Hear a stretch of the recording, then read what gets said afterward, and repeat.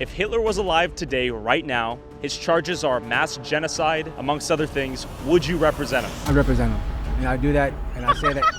I'm serious, because he's charged with it. Allegedly. Allegedly. Just because you're charged with it doesn't mean you actually did it. All right. Number one. And then number two, you have this thing called the presumption of innocence. Could you have gotten Trump acquitted on all counts?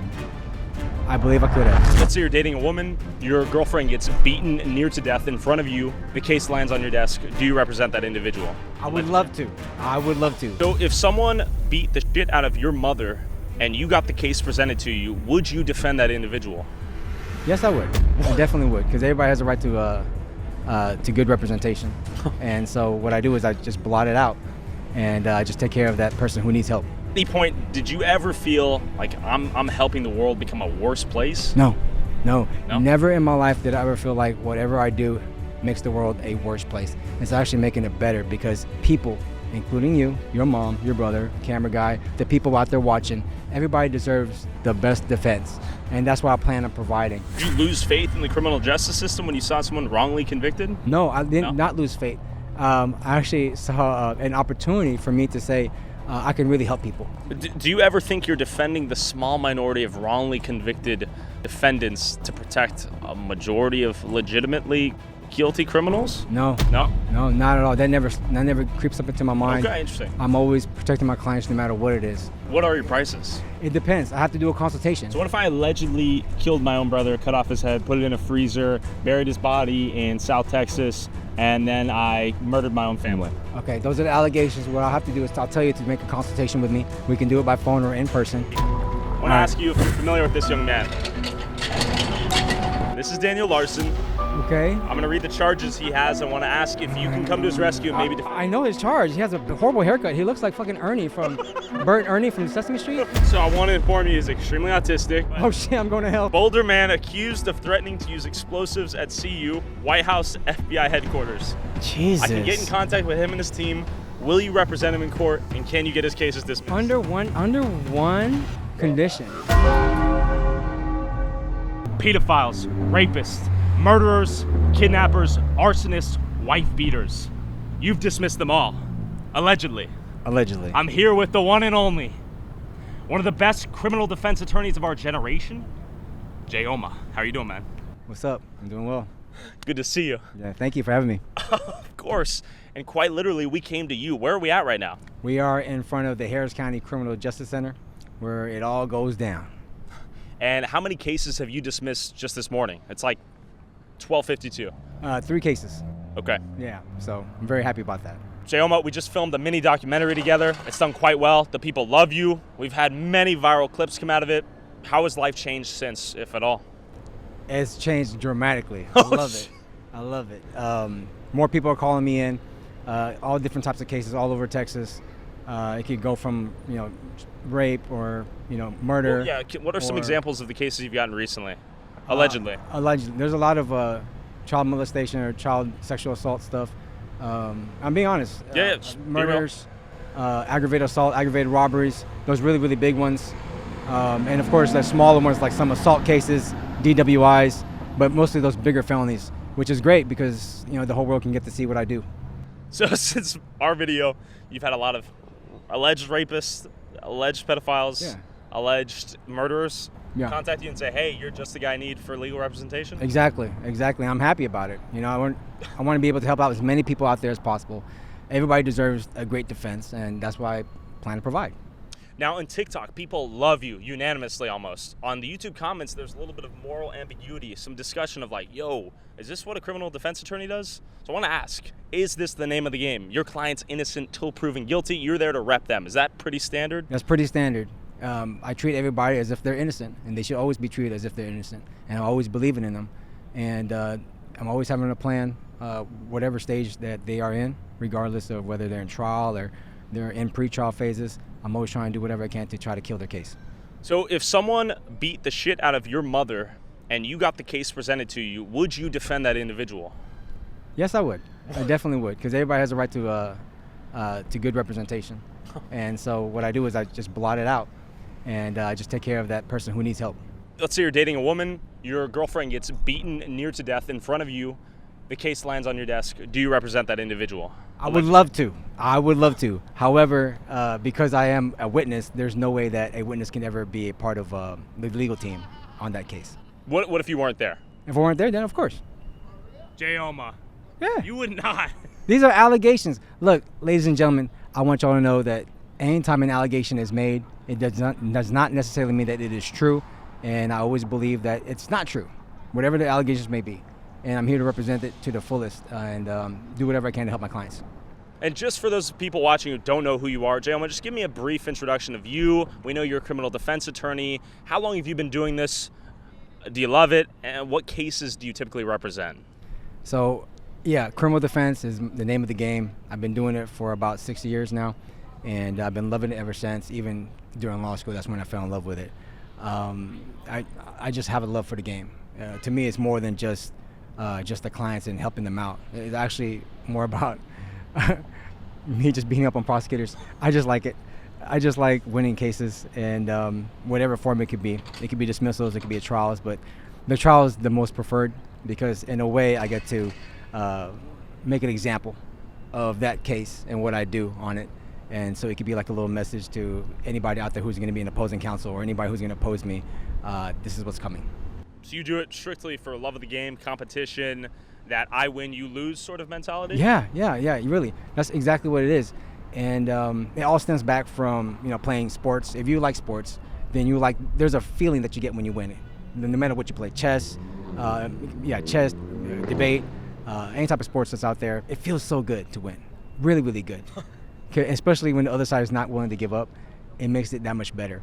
And that's one of the other reasons. The other one is that if anybody has been bullied out there, which I have in the past, right? You know how it feels like to just constantly be bullied, and if you don't stop it, people are going to constantly bully you because they'll see that you're not going to stand up for yourself.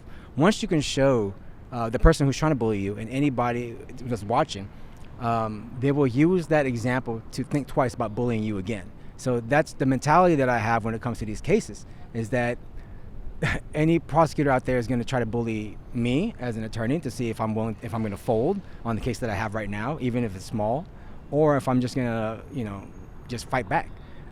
That's a message to them, and also a message to my client that I'm never going to stop fighting for you. And that's it. You're there for the client till the end. Yeah, till the end.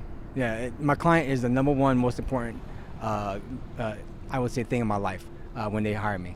I don't care about anybody else. I don't care about a judge. I don't care about a prosecutor. I don't care about witnesses. I don't care about anybody that's out here in this public other than my client. So that's just how I roll.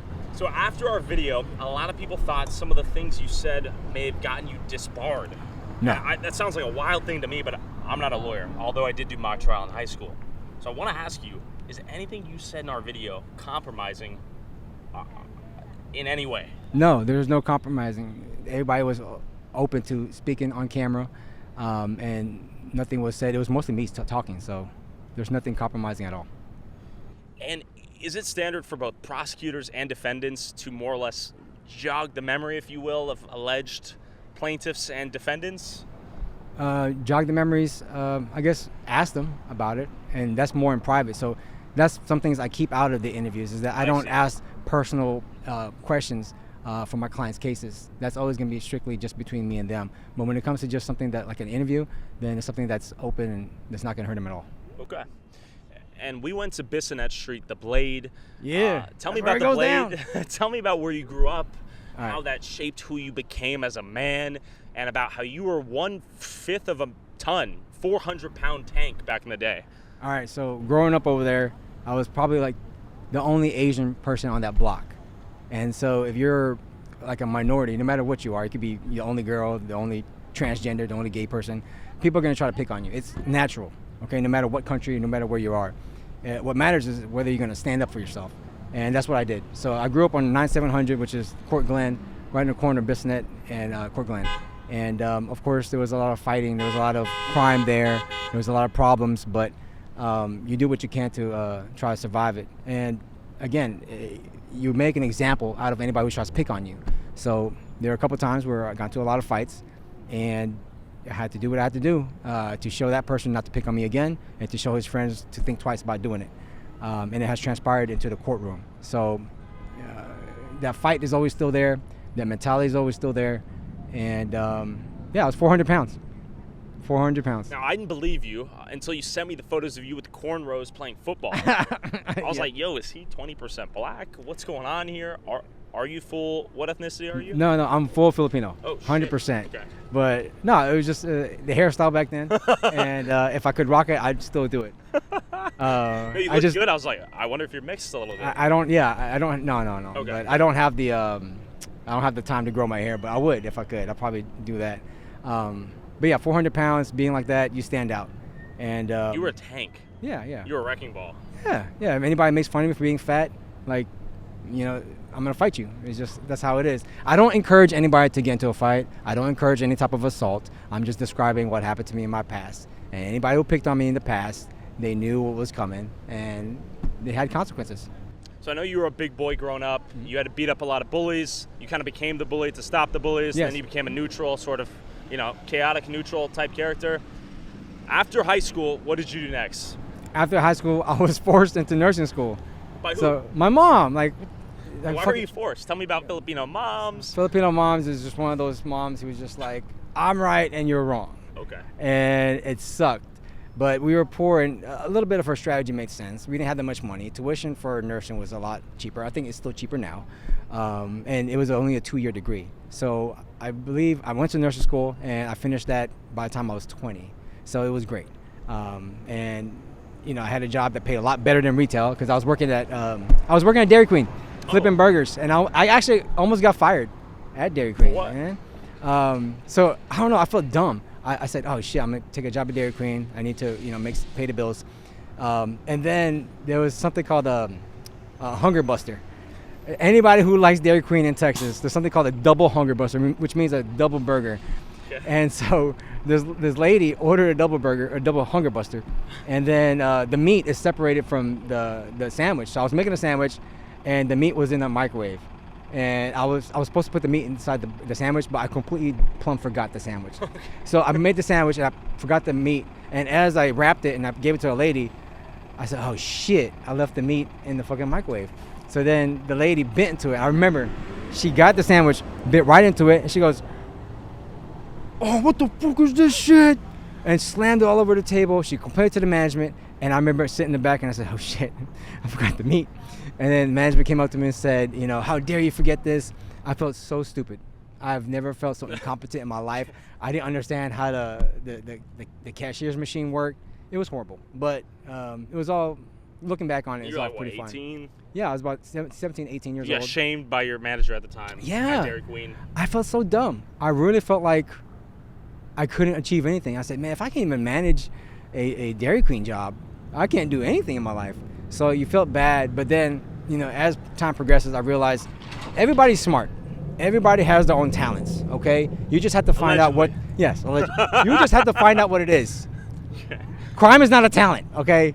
To some people might say that, but no, I don't encourage crime. Okay. However, everybody has a talent, and you have to find out what it was, and at that time, being a worker at Dairy Queen is not a talent at all. So I have to look at other ways, and I guess my talent right now is, doing well for my clients in the criminal case. Real quick, so post Dairy Queen failure, you're shamed by your manager. Does your Filipino mom say, get the F out of Dairy Queen, we're going to take you to nursing school, go? No, she said, stay in Dairy Queen, and you're going to pay your way through nursing school. So I had to pay my way through tuition and... Through Dairy Queen? Through Dairy Queen. Okay. And then from there, I just started studying, the human body. I love the human body. I love science. I really did. I really love science. Like platonically? And everywhere. All right? All right? Female bodies. But all right? Female exclusively? Female exclusively. Okay, born female. Identifies as female. XX chromosome female. Please. Can I be more specific? So you're straight, I imagine. Yes. Allegedly. Yes. Whoever wrote Jayoma, I swear to God, dude. I swear to God, I'm gonna get you. Here, we'll get to the Jayoma allegations soon, all but before then, so you love the human body, so you start studying the human body, you go to nursing school? Yeah, and it was really interesting, and I grasped onto it really, really quickly, and then I passed the exam on the first try. Oh, shit. Yeah, and it was great. Like, as soon as I got licensed, I was able to get a job and just do so much better financially. But then, what was your pay raise from like $5 an hour to like Oh, 50? Like, what are we talking? I think it was like $7.50 or something, and it went up to like $21. Sheesh. And I was like, oh yes. And then that's when everybody started asking for handouts, and I said, no. Wait, they're asking for handouts? Yeah. At $21? Yes.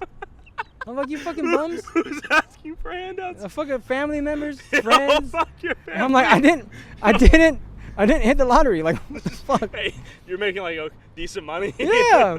And all of a sudden, they're just asking for money. Hey, I got this mortgage, due. And I'm like, dude, I'm fucking 20. I'm not gonna pay your fucking mortgage. Like, what the fuck? Hey, Pasha, quick math. How much is $21 an hour annually? 21, 40 hours a week, 800, 40K a year?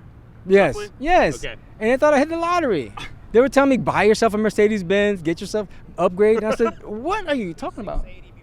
43,680. So after taxes, 34? Jesus, like I hit the lottery. And then, so family runs strong. They want your help if you have it to give. yes.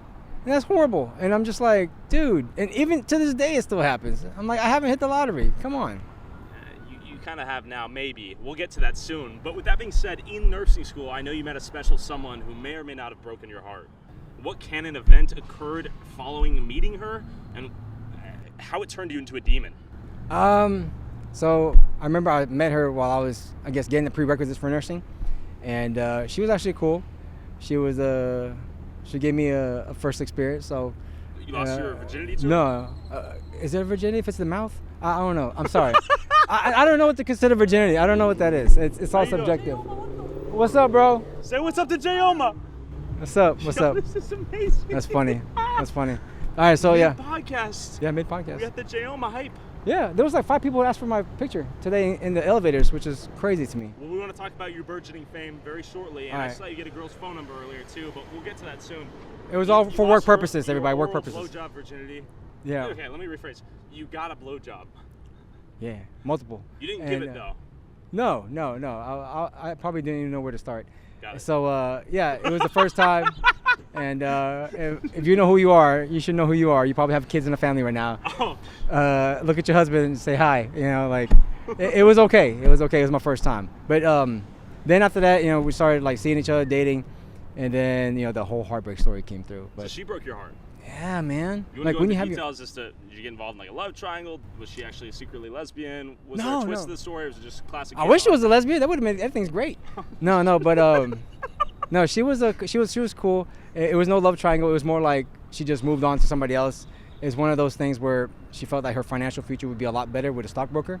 So stockbroker? Yeah, this is the one who broke my heart. E-Trade stockbroker? What are we talking about? I have no idea. Wall Street? Is he in Houston? She saw my what'd you say? 35,000, 35, 34 was not enough. It's $2,800 a month. Okay, that was not enough. 20? Yeah, 20, and that's not enough for me to. It is a lot of pressure.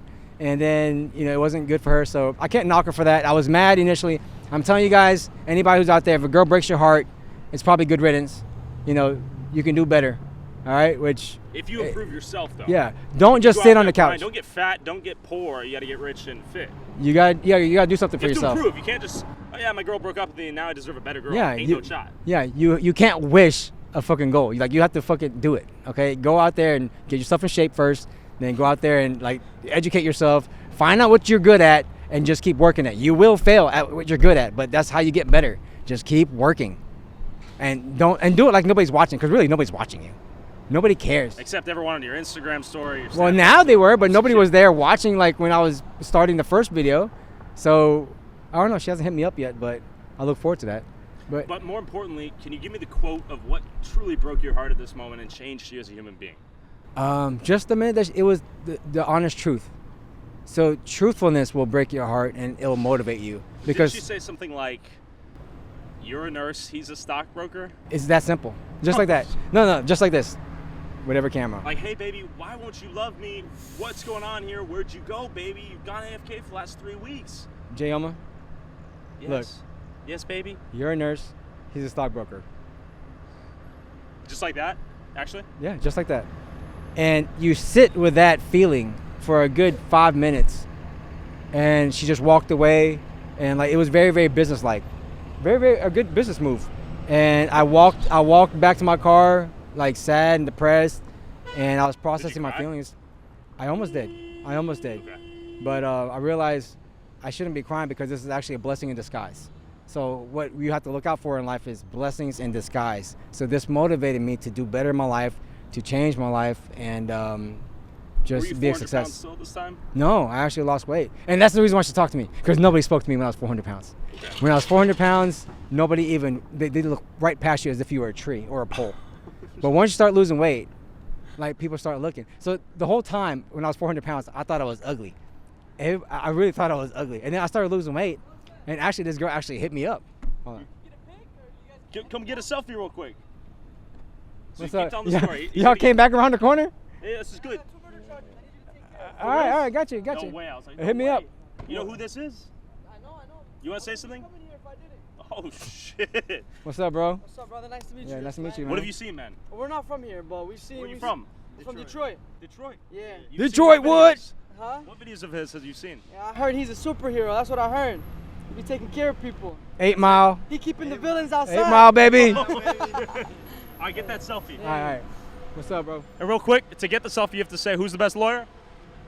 Everybody knows it's Jayoma. All right. See you around, brother. All right, brother. Be safe, don't commit All right, hit crimes. me up. But if you That's do, me. you Yeah. don't call? If we Yeah. do, hit him up. All right. Have fun. Amazing. What's up, Detroit? I need to come down and come see what's going on over there. Y'all got some beautiful Oliveira ladies? YouTube. Tyler Oliveira. Tyler Olive. Tyler Yeah. Olive x Jayoma. All right, so Jayoma, the girl breaks your heart. Is Yeah. this the moment at which you say, I'm going to become a lawyer? I don't like being a nurse. She left me for a stockbroker. It's time to change my life. No. That wasn't when I chose to become a lawyer. In fact, being a lawyer was like not even existent in my mind. What was existent in my mind was I wanted to just make something of myself, which I'm not knocking nurses. Nurses is a great occupation. I love it. But for me, I just wanted to do something better. Plus, I want some type of competition as far as an occupation. So that's when I said, okay, I might want to be a lawyer. The doctor situation kind of screwed me over too. So that's one of the reasons. Doctor situation screwed So over. you work girl with saw by a doctors. doctor too, or what? So no. So when I was working as a nurse, All right. you get treated like as if, because I'm an employee, and you get treated like a person who's subhuman to these doctors, because the doctors bring in the patients. So of course the hospital or the unit is going to prioritize those doctors because they bring in the patients. Without them, they would have no patients and they would have no business. I'm just a worker there. So the doctors can treat you however you want to be treated, however they want to treat you, and it kind of sucks. And I didn't like that. You kind of let it fester. And every day I dreaded going to work. It's not like this. I love this. This is a dream to me. But being a nurse was, I have to wake up at 4:30 in the morning and I have to deal with the doctor's bullshit and other staff's bullshit. And I just couldn't take it. And I said I had to go find something else. And that's when I decided I was going to be a lawyer. How just to fight old him were back. you at this time when you came to the realization that I can't be a nurse, I must become a lawyer? I don't remember exactly when. I really don't remember. Vaguely. But I just remember vaguely, probably 3 years later, 4 years, because then I had to sit back on it and say this we're is keeping how the it Jayoma age allegations vague right now. is. Okay. It doesn't matter. You guys can ask me my age. Like, How old are you? I'm 37, 38. Okay. You Yeah. look like you're 26. I do. You have those Asian immortality genes. Yeah. Y'all should come get some. Ladies, come get some. Oh, shit. I'm selling. It's all for free. Okay, no real quick, consultation we're fee. gonna get to this, but any cute girl watching, Yes, you're cute. what would you say to any beautiful woman watching who finds you attractive and maybe you're single? Yeah. Give me a pitch. Hit up the DMs. We're open for business. Actually, No, I'm just kidding. But just hit me up. Just hit me up. Just hit me up. Just hit me up. are you cuffed? What do y'all think, y'all? What do y'all think? Just hit up the DMs and we'll start talking to y'all. I think you're not cuffed. I think you might be in multiple situationships potentially. Allegedly. These are allegations, ladies and gentlemen. All right? That's why you need a lawyer. All I gotta say is hit us up and we'll take care of y'all. Okay, so cute girls out there, DM Jayoma. He's allegedly maybe single. Tell me about your experience going from nurse to lawyer, your poverty amidst that transitional process, the Chipotle bowl you divided into thirds to stay alive and lose weight along the way. Tell me about that process. That process was crazy. So I was a nurse, and I remember you have these pressures of like you have to live up to being successful. So everybody was telling me to get a Mercedes Benz, get some nice clothes, and at the time I said, why am I going to do that if I'm going to be doing this for the rest of my life? I couldn't foresee that. That's not a goal. Like, it doesn't make sense for me to buy a Rolex if it tells me what time I'm supposed to go back to work. Oh, shit. I don't like that. Real quick, Rolex check. Oh, not Rolex today. Oh, what today is the Omega Swatch. Very, very casual. Very casual. Wow. But yeah, I didn't want to live my life like that, where I would look rich, but then I wasn't really like feeling good about my life, and it'll be just me going to hell for 5 days a week just to enjoy 2 days, which wasn't really enjoying it because you have to like rest. And so, but you have a Mercedes Benz, you have a nice house, but I'm never there because I'm always at work. I didn't like that feeling. And I said I had to find an exit strategy.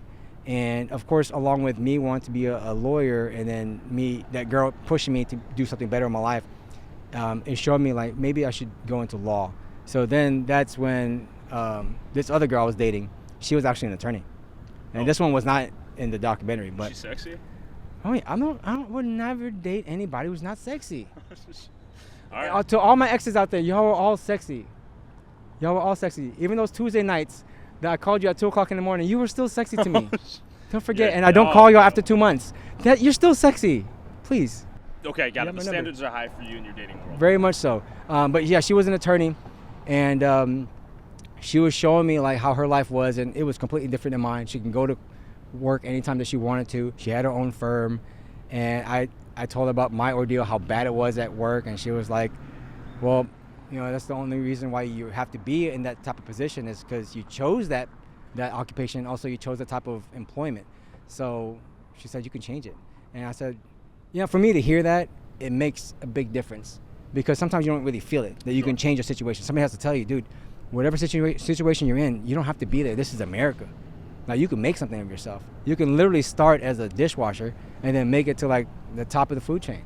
But it's all up to you. You can't have somebody do it for you. You can't wish it into existence. And you can't dress it into existence. You can dress rich, but it doesn't mean you're gonna get there. You have to actually put the work into it. So I decided to say, you know what? I have some money saved up, not a lot, but I'm gonna go ahead and put it into law school. So real quick, you were piping an attorney who inspired you to That was great. Shout out to you. So you were fornicating, you were in a relationship of some form with an attorney woman who inspired you to switch from nursing to attorneyship. Right. And it was great. Like, she gave me some insights on like how business is run, and I really credit her a lot because she was there for a good time in my life, and it was more like learning a lot from her, just watching her day for day, and the stuff that she did in court. She never did criminal. I'm not gonna say what type of law she did, but I was able to just see how she approached the judge and how she gets along with other attorneys. And I said, you know what, I can do this. If she can do this, I can do this. And so I went back to school and finished it up. And I'm saying I finished it up because I left school a little bit. All right, so here's a little bit of a sad story. I was going to go into undergrad at the University of Houston, Maine. Okay, that's go Cougars. Is this it? No, Cougs. I don't know. You guys. I don't know Cougs. You guys. No, it's this. There you go. Cougs. Go Cougs. All right. I was gonna finish up my undergrad and get into business, and I wanted to get into the entrepreneurship program, and because I said I want to be an entrepreneur, I want to have my own business. That's the crux of it. And I didn't get picked. Whoever that was who declined me, they didn't allow me to get in. That's the only reason why I got in. That's the only reason why I went to school over there. And I didn't get in because I was hitting on some girl, and some girl told the director, don't have me in the program. And it wasn't bad. Okay. All I said was, hey, you want to get coffee? But it wasn't really like, hey, go give me some of that. Okay. You know, it was very casual, but she felt offended. And then it was enough for the director to say, you can't keep hitting on everybody, which I wasn't. It was just that one girl.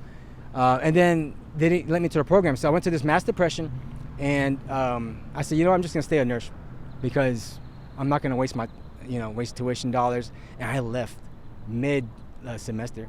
So I failed all of my classes that semester. My GPA went from 3.92 to like 2 or something. Like, it was bad. It was all Fs. And then I said, man, fuck it. I'm not gonna do undergrad anymore. I'm just gonna stick the whole nursing thing out and just live my life this way. And then more incidences occur with the whole doctor situation. Like, it just kept happening. Just kept getting dicked down by someone. Yeah, it just sucks. It just sucks so bad. And then management was telling me like, hey, don't ever go against the grain because they're the ones who feed us. And not nepotism, but where is it where you just love other coworkers? Like, I just didn't like the way they were treating other coworkers better than me. And I said, it's time for me to get out, and maybe I can go back to this whole law school thing. And so I went back, and thank God there was this director named Richard Scammell. Right. If you're still around, you were an old man when you were at University of Houston, but I thank him a lot because he's the reason why I was able to get back into the system. And then he says, well, it's an uphill battle, but you can do it. And I said, yeah, I know I can do it. Just give me a chance. I went back to class, and I started making A's, like barely any B's, but all the A's. And I brought my GPA back up from a 2 to like a 3.5, which is pretty good, like coming back from that. And I have to thank him. I think after I graduated law school, I actually went up to his office to thank him. So yeah, he's a good guy. And because of him, I graduated undergrad at U of H, and then I went to law school. Okay, so you become a lawyer. Now we're in front of the Harris County Criminal Justice Center. Yep. How long have you been a lawyer? About 6 years. I don't know, 7 years. I was licensed in 2018, November. Okay. So 7 years of being a lawyer. I want to know how you went from graduating law school to becoming a criminal defense attorney. So a lot of people out there are a little bit weirded out almost. They find the concept of defending alleged criminals to be reprehensible, questionable, debatable, arguably. Okay. I want to hear your perspective as to what led you to being a criminal defense attorney versus a prosecutor, putting bad guys away versus helping alleged bad guys maintain their freedom. Okay, so initially I would have to say that I love criminal. Like criminal law is the most juicy. I love it. Everything about it is juicy. Even the law is juicy. And it is the first time, I don't know if you guys can understand this, but instead of feeling like you're forced to study, I look forward to it. Because it was more like, it's not even a hobby, it's more like an interest.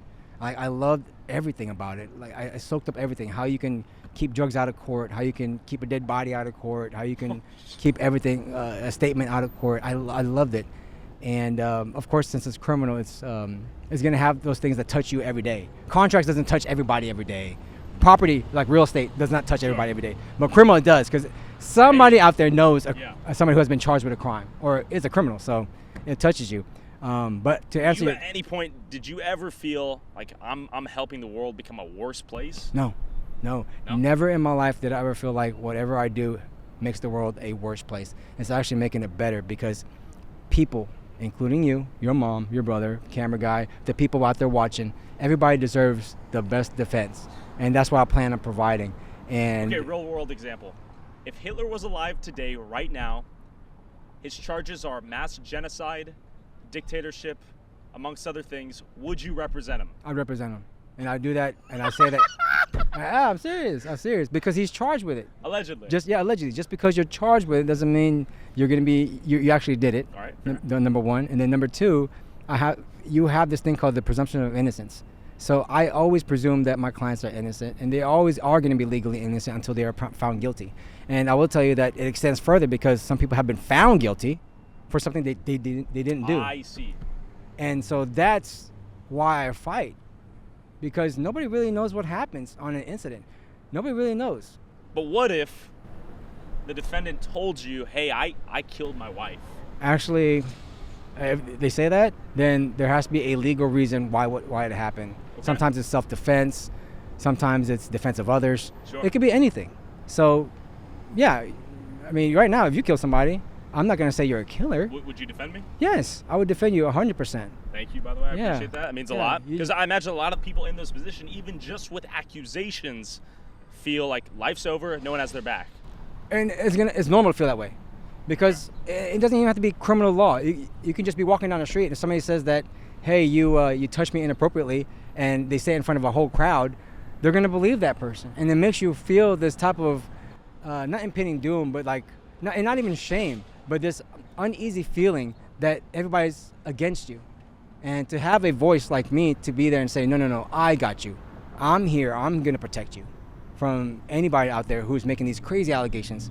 It makes them feel good, right? And then, the rest is matter. I do what I can in the courtroom. So was there any defining moment or particular story or case that drove you to say, I'm going to be criminal defense through and through, 100%, none of this prosecuting nonsense. I'm on team criminal defense. Yeah. Was there a moment? Yeah, it was that story of that guy being convicted for something he did not do. Okay. And he kept saying that he didn't do it. And my demeanor, my thought behind it was just like anybody else who thinks that, oh, if you're accused of a crime, then you probably did it. Right? You're accused of a crime. You did it. You did it. The cops will not bring a charge if you didn't do it. So you obviously had to do it. That was my mindset. That was my mentality. And then so when I went through the whole trial and somebody told me they didn't do it, and then evidence showed that they didn't do it, but they were convicted for something they didn't do. Sure. It changed my mind and everything. It's literally like one of those life experiences where you say, just because one person says something does not necessarily mean it's true. It's actually going to stick to you. Did you lose faith in the criminal justice system when you saw someone wrongly convicted? No, I did not lose faith. I actually saw an opportunity for me to say, I can really help people. And that goes beyond money, that goes beyond business. It's more really making a difference in that person's life and also making a difference in the world, because it would suck for anybody out there to go to prison for something they didn't do. Like, seriously. Do you ever think you're defending the small minority of wrongly convicted defendants to protect a majority of legitimately guilty criminals? No, not at all. That never creeps up into my mind. Okay, interesting. I'm always protecting my clients no matter what it is. Anything that's out there, any type of allegation, I'm always gonna be on your side because I have nobody else. Sure. You know, I don't have a boss to tell me what to do. I don't have a secretary to just try to control me. Nobody controls me. What controls me is my motive and my drive to make sure that you get the best defense out there. Okay. That's the number one goal, and I provide that. And I called you the real life Better Call Saul. You've never seen the show still, even after the video? Only after I've seen it until the episode called Lantern. There's an episode called Lantern. It's the last I guess episode of this. I think season 2 or season 3. Oh, you've seen Lantern? Yeah, I've seen Lantern. Oh, interesting. Okay. But that's when after that I don't watch it. But everything else was great. I loved it. Like, some of the stuff made me laugh. Like, I love it. Do you feel that there are strong parallels to you and Saul Goodman in your presumption of innocence till proven guilty, perhaps willingness to touch something that's a little bit dirty to some? Well, I mean, to touch something that's dirty, all criminal cases, I guess people can always view it as dirty, but they're just criminal cases. So when I say these charges, driving while intoxicated, aggravated sexual assault of a child, murder, they're not something that I'm making up. These are actual literal charges that you can see in the criminal code. So it's not me trying to, make it seem more, it's more than what it is. It's not. This is written out on paper. You're just reading it aloud. Yeah, I'm just reading it out loud, and these are the allegations. You're not justifying it. You're not defending it. You're stating the allegations of the alleged criminal. Right, and that is, that's on paper. So I'm not trying to make things up, and, whatever it is, I'm always going to try to give the best defense that I can to my clients. Do you ever go to sleep and wake up with demons in your mind or nightmares of a criminal or alleged criminal you free with a great defense that knocks on your door and kills you? No. Actually, what comes to my mind is the clients who don't pay me. So if you don't pay your attorney's fees, what creeps into my mind is what happens to you when I leave. And these prosecutors, when they find out that I leave, they see what happens.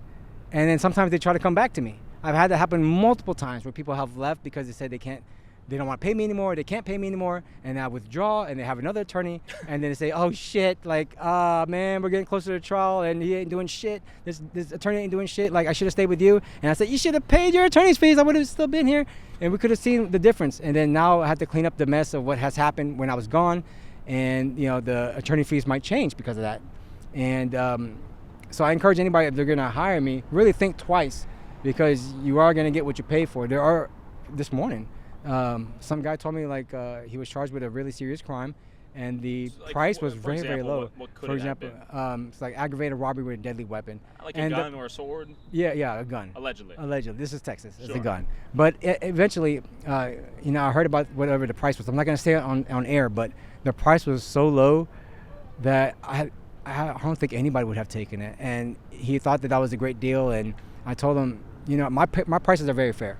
I tell you up front whether, What are your prices? It depends. I have to do a consultation. So what if I allegedly killed my own brother, cut off his head, put it in a freezer, buried his body in South Texas, and then I murdered my own family? Okay, those are the allegations. What I'll have to do is I'll tell you to make a consultation with me. We can do it by phone or in person, depending on what's going on. And you see, that's the motivation right there. I'm trying to get to that type of level right there.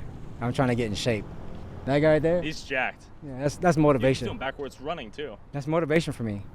Like, I don't want to eat after this. Yo, he's doing push-ups. Man, you know what? If I had that body, I'd be doing that too. Okay. I'm not gonna lie. Back to reality. Back to reality. I murdered my entire family. and then I killed them again, and then I burned their bodies, and allegedly, and then I blew my own brains out and killed my entire family. But I got resurrected in the ER. Okay, all right, you were resurrected. While you were resurrecting, they're putting the pieces back together. Sure.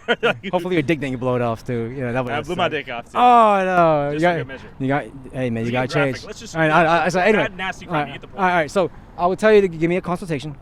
Talk to me, and we'll discuss your case, and from there I can give you a quote, because right now I don't know anything. Like, it's an unwinnable case. Many lawyers would say it's unwinnable. There's no such thing as unwinnable. I want everybody to know that. There is no such thing as unwinnable. Could you beat Hitler's case in court? I believe I can do whatever I can. Could you have gotten Trump acquitted on all counts? I believe I could have. Like, that's just the way, that's my mindset. Hunter Biden acquitted of all accounts? Depends on how much he's going to pay me. I don't know. So if the price is right, Jayoma could have gotten the job done? I believe so. It's just one of those things where I don't know anything about the case. That's why the consultation is really important. The discovery, the document. No. So consultation is where you tell me your side of the story, and then I'll also look up your case. But I need you to fix it. I'll also look up your case to see what the allegations are. No, I'm being serious. What if I say, Jayoma, you know I did it. I did it. It's obvious I did it. We're still going to try to beat the case. Yes. A lot of this stuff should not be admissible. Right. I did it. I did it. I understand. But I'll pay you whatever you want. Get me off the hook. Okay. I did it. I killed her and I enjoyed it. But I want out. Get me out of the situation, Jayoma. I hear you, brother. And I hear your concerns. And it seems like you have these mental demons that are telling you to tell me these things, but I don't believe it. I don't think you did it. I don't think you had the heart to do it. I don't think you had the intent. I did it. Yeah, I hear that. But let me look at the evidence. I'm a serial killer. Let me look at the evidence, right. And I'm going to tell you what the prosecutors have, and then my defense for that. There's always going to be a defense, always. So you will take on literally any case in the world. Yeah. Even if it compromises what you believe is right or wrong. It's right or wrong is really. It doesn't matter whether it's right or wrong. All that matters is whether you can be found guilty or not. And what is right is for everybody to get the best defense possible. That's the most important. You are entitled to a really, really good defense. And that's what I believe that I can provide to my clients. That's right, okay? Whatever has happened and transpired in real life, that's something that's not relevant. Okay. It's what it is happening in the case. And that's it. Do you believe the American justice system is broken? If someone can walk up to the lawyer and say, I did it, but I know you can get me out, you get them off the hook. Is the justice system broken? The justice system is not broken. You have to be proven beyond a reasonable doubt to go to prison or go to jail. Okay, so whether you did it or not is not a reason, or even if people allege that you did it, it's not a reason for you to go to jail or prison. It's as if the only difference is you have to be found to be guilty beyond a reasonable doubt, and being assessed the punishment, how much jail time you got to do. But that's what's going to determine it. Not really what's out there. There's evidence from what has happened, but everything's going to be presented towards the court. And that's what determines prison time. Yeah. What percentage of your clients do you think are guilty versus non-guilty after the case? They're always going to be innocent to me. Always. They're always, so like 100% I said, of them are innocent. Yes. You're my client. Like, I'm always going to fight for your innocence. No matter what has happened, no matter what happened in real life, what happened in your past, what's going to happen in the future, I'm always going to view you as my number one priority. You're like a child to me. I call a child that needs protection. And there's people out there, there's wolves out there trying to get you. And my job is to try to protect you. Do you think the justice system sometimes picks on or predates on someone with an easy case from the prosecutor's perspective and makes an example out of someone who may or may not be guilty? I'm not sure if they do. Do you think a lot of people get wrongly convicted or punished too hard? Well, I've seen that in history, and I've seen that even recently. So we have the example that changed me. No, the example. I'm just kidding. I don't know. The example that changed me. It can happen to this day, and you need that really, really good defense. There's a movie out there called To Kill a Mockingbird. Ooh. That I suggest anybody who wants to go into law school, anybody who wants to get into the criminal justice, Atticus Finch, you have to really watch that movie, and you have to see how that man was convicted. He was convicted, and the evidence showed that he didn't do it. And so when I watch movies like that, it motivates me to always fight for my clients. I don't look, Tyler, at what really, really, really happened, because that's not relevant. Got it. It's what the evidence shows. It's about proving the allegations or not. If it's about me showing the court that my client is not guilty. That's it. So we forgot to discuss how before you went to law school, or when you were in law school, you went and became a male stripper. Ah. Can you? Y'all love that? Did y'all like that? There was so many stories in there that y'all don't know. So we talked briefly to Tony, your boss at the gay strip club. I would say, wait, to correct you. Not a gay strip club, okay? It's a strip club that accepts everybody. I see, that's right. Okay, XX chromosomes too. LGBTQ plus, straight women, women Straight having men. straight men. Yeah, we didn't get discriminated. We didn't get kicked out. Like right. nobody chased us with No, pitchforks. they love this. They love everyone. They love everybody, and they have bridesmaids come out there and they have bachelorette parties, which was always fun. Right, longer than a meter stick. Do not let your girl go to the strip club. Never. If you love your girl, don't let her. There's gonna be a lot of stories that you don't want to hear, and it might be recorded. Be honest with me, Jayoma. Did you ever have an interaction with a client at the strip club? I'm talking about a woman. Okay. That went beyond maybe just a few hip thrusts or hair shakes or head shakes. I would have to say that I have the right to remain silent, so I'm gonna exercise that right. But I will tell you, we did have a lot of fun, and I say we, I mean all the dancers. So Jayoma, what led you to become a male stripper? You go from nurse, you get your heart broken, you're like, all right, I'm gonna become a lawyer. At what point in between do you say I'm gonna go shake my ass and swang my thing in front of women or men? Yeah, or men, or anybody who had money. Allegedly. Anybody who had money. Okay. Money it's not everything, but it's a lot, and it pays for your dreams. I mean, it's hard for you to make something happen. This table costs money. Yeah. T-shirts cost money. Clothing costs money. Everything, rent costs money. So it's not like I was just money hungry. It was more like I had a goal Do you pay to for reach. Pussy? Do I pay for puss? No. No. Have you ever paid for sexual relations? No. Okay. I feel like I'm paying for it if I go on dates and I have to like go 3 dates out. That's technically payment. If I agree with you. No one will acknowledge that the modern monogamous relationship is in fact a prolonged transaction at scale. Yeah. You don't pay just for one service. You pay for everything from food to board to protection to emotional support therapy. Yeah. To legal protection in your case. Exactly. And it's not guaranteed that you're going to get what you want. Guys out there, if you're going to go date a girl, the only reason why you're dating them is to hit it. It's not guaranteed. Did you know you can spend $300 on a date and she could say no at the end of the night? And guess what? That's crazy. What percentage of divorces in the United States are initiated by women? Just guess. Probably more than half. Correct. See, there you go. Fact check me, Jamie, real quick. It sucks, right? It sucks. Is that sad? It is sad. Who's paying the bills, though? So I would never pay for puss. Number one, it's illegal. I don't encourage anybody to do anything illegal. I think it is legal in some states, right? I think in Nevada. If you go to Pahrump in Nevada. Okay. There are a few legal brothels in Nevada. There's like 16, I think. How does Tyler know this? That's what I want to know. I can introduce you to Air Force Amy. She'd get you a good discount. Air Force Amy? Yes. Dude, I'm scared. That sounds like a scary name. Air Force Amy. Stats. 70% of women initiated. 70% are female initiated. Why, it's ladies? Over 2/3. Why? What's going on? So we got a little bit ridiculous there, but the point is, I mean, they all end. It's not a matter of if, it's just when, and she'll be initiating it statistically. It sucks. I'm so sad to hear that. But no, I never paid for puss. I don't intend to do that. And if you're a stripper at a strip club, you don't pay for anything. I had to actually adjust to paying after I left the strip club. I was so used to having my drinks paid for, having money in my underwear afterwards, and money in my sock, and being taken on dates where they pay for the dates. They even pick me up. Women, never. I've never wanted to date with a dude. I swear to God, there's no guys out there. You can ask anybody. There's no guys out there. Have you ever kissed a man? It's Pride Month. You be honest. No, I can't. All right. Look, I'm not homophobic. It's just the thought of me kissing a dude, I'd kind of barf. I think I'm just built that way. I'm sorry. It's the same way if a gay guy was asked to kiss a girl. I think they'll barf too. I think I get it. No, I get it. It's your sexual preferences. There's nothing wrong with it. You're a safe place. Safe place. Safe place. Okay, I think that if a gay man was to smell a woman's, you know what, they'd barf. They would barf. You think if a gay guy smelled a coochie, he would throw up? Yes. Oh shit. Yes, they'd be like, oh no, and they touch tits. I talked to gay men. I've seen. I talked to them at the strip club. I mean, you spent a lot of time with them. I understood them. Yeah. And it's a different world. You have to get to know somebody, and then for you to break down those prejudices that you have, because of course anybody has prejudices, but you break those down once you start interacting with people of that community. So for me, working at the strip club, it was actually very eye-opening, and it was actually great. Homophobic? A little bit. Okay, fair. So I guess my homophobia was if I see two guys kissing, it kind of make me go, what's going on, you know? Or holding hands. Because I've never been around it. I think, I wouldn't say it's homophobia. You grew up in the hoods of Houston, for the record. Yeah, you don't see that. It's not something you see, right? And the first time I saw a gay thing, first time I saw, no, not Brokeback Mountain. Okay. That was funny. No, but it's actually better than that. So I went to Two Girls, One Cup?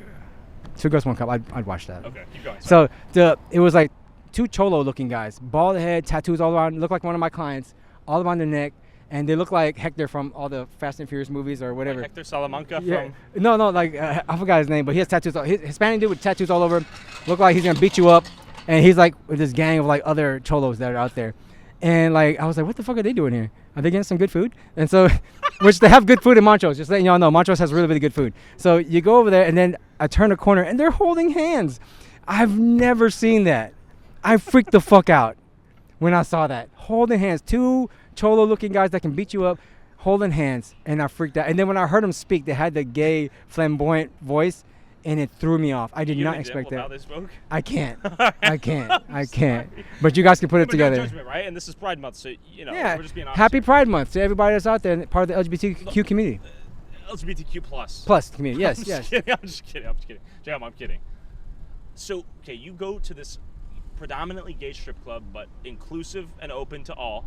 Yes. As a male stripper. Yes. So when you go in there, can you explain the process? Do you walk in there in a Speedo? Do you get in there and then get undressed? Are there specific hours you work? And are you typically pandering to only men or to both men and women? Or, both? Okay, so you go in there and you get in there just like how you are right now. You can be fully clothed in a suit and tie, and then you can go to the locker room, and then there's a fee that each strip club has a fee that they charge their dancers. Everybody's different. Mine was I think what was it at that time, it was like $10, and then whatever you keep after that is all yours, which was a great deal for me. You give $10 to who? To the management, and then Tony. the management allows Tony. Or whoever the management. Good old Tony. Yeah, good old Tony. I love that guy. I love you, Tony. He's a great Tony. guy. Shout out Tony. Tony at Tony Vaccaro. He's the owner of Tony's Corner Pocket here in the I guess Montrose. Somewhere.